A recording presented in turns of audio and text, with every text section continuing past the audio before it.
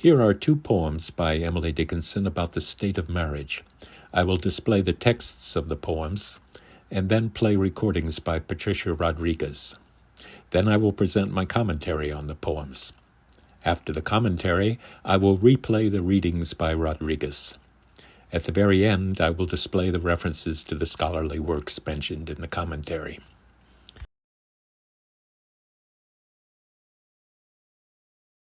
I'm wife. I've finished that other state.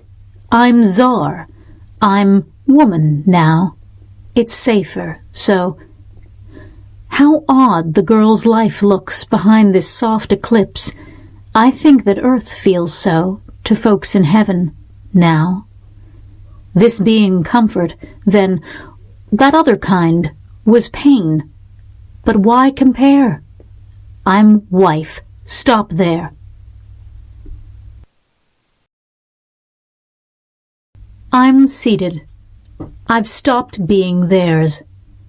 The name they dropped upon my face with water in the country church is finished using now, and they can put it with my dolls. My childhood and the string of spools I've finished threading, too. Baptized before without the choice, but this time consciously of grace, under supremest name called to my full, the crescent dropped, existence's whole arc filled up with one small diadem. My second rank, too small the first, crowned, crowing, on my father's breast, a half-unconscious queen, but this time adequate, erect, with will to choose or to reject, and I choose just a crown. The women's rights movement in the United States, part of the Second Great Awakening, began in earnest in 1848 at a convention in Seneca Falls, New York. Around this time, American women were having an average of 6 children per woman. The 15th Amendment to the Constitution came into effect as a result of the Civil War.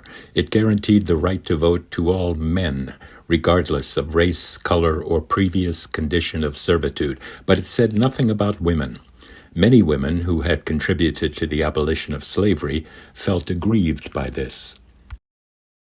But even if women had gained the right to vote as a result of the 15th Amendment in 1870, it might not have changed things very much. When the 15th Amendment was passed, the fertility rate was still high, around 5 children per woman. Having a career or occupation outside of the home is difficult if you are looking after a large family. World War I brought about substantial changes. The birth rate by then was 3.3 children per woman. Women entered the labor force and served in the military as nurses and ambulance drivers. Partly because of this, women got the right to vote in 1920. In the 1920s, there was a revolution in household appliances. Washing machines became available, and vacuum cleaners, refrigerators, and sewing machines. If you want an idea of what life was like before these machines, try living without a washing machine for a few months. In World War II, women joined the labor force in even greater numbers than in World War I. At the end of World War II, the fertility rate was 2 children per woman. In the 1960s and 1970s, modern contraception and abortion liberated women from the constant fear and danger of unwanted pregnancy, which meant they could plan their lives, especially around getting an education. At present, American women are having 1.7 children per woman. But in Dickinson's America, most women worked on farms, cooking and cleaning, which were not light tasks at the time, and raising 5 to 6 children. City women in the Northeast could do piecework at home, or, if they were unmarried, work in factories, as long as they consented to live in company houses and were supervised to ensure their purity. Other women could become servants. The goal of almost all middle-class women was not to have a career, but to marry and create for their families a haven of beauty and serenity. Husbands were supposed to struggle in the cruel world outside and then return to homes made beautiful and calm by their wives. This explains the ubiquitous piano in middle-class homes. This ideal was later called the cult of domesticity. If a woman missed her chance to find a suitable husband, she was expected to continue to live in her father's home or the home of one of her brothers, helping with the household chores. This is what Dickinson did.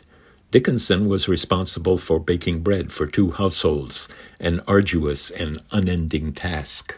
The main point of these poems is that Dickinson thought that the status of wife was an exalted one, that by marriage a woman escaped dependency on her father and brothers. When she married, she became the autonomous mistress of her own kingdom. We want to make Dickinson a feminist like us, but her world was too different. Many of the commentaries about these 2 poems have to do with whose wife Dickinson imagined herself to be. Although she may have had flirtations with married men or even a sexual affair, she could only imagine herself to be wife in a figurative sense. Such an idea was common at the time. The fictional Arthur Dimmesdale and Hester Prynne in The Scarlet Letter, which was published in 1850, could not marry in this life, but they imagined themselves united forever in heaven. Dickinson's brother Austen and his lover Mabel Todd also clung to this idea in their letters to each other. 2 passages need explanation. The eclipse in line 6 of I'm Wife refers to the poet's former life as an unmarried girl. In I'm Ceded, the crescent in line 12 was a symbol of virginity, both in ancient times and in Christian imagery. After marriage, Dickinson's crescent would be replaced by a full moon, a diadem. The baptismal drops in line 2 were replaced by existence's whole arc filled up. Charles Anderson saw sexual connotations in this phrase. I'm wife. I've finished that other state. I'm czar. I'm woman now. It's safer, so... How odd the girl's life looks behind this soft eclipse. I think that earth feels so to folks in heaven now. This being comfort, then that other kind was pain. But why compare? I'm wife. Stop there. I'm ceded. I've stopped being theirs. The name they dropped upon my face with water in the country church is finished using now, and they can put it with my dolls. My childhood and the string of spools I've finished threading, too. Baptized before without the choice, but this time consciously of grace, under supremest name called to my full, the crescent dropped, existence's whole arc filled up with one small diadem.